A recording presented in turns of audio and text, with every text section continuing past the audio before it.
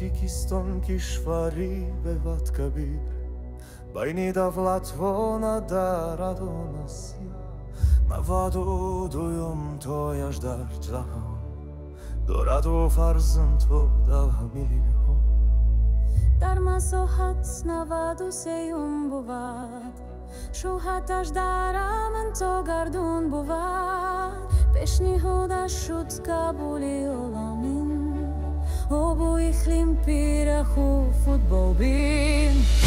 آسیا شد و بست تا دایما در امین مبسوس و ایبان کیومن 60 میلیون است و تیک در جوان بس یادم از در تاریخ با 180 دولت گشته دوست هم سفارت خانه یا کرده دوست تاجیکستان را دیگر کوچک نکن با تمامی تیتو در گفتگو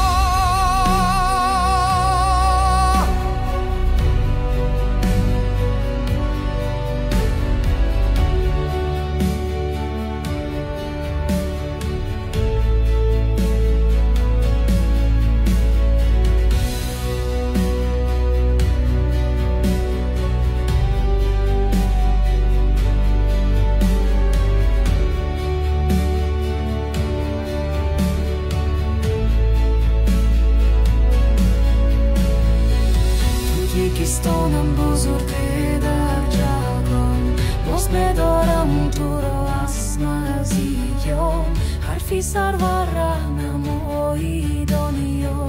میکند با نامینه کشیفتی خود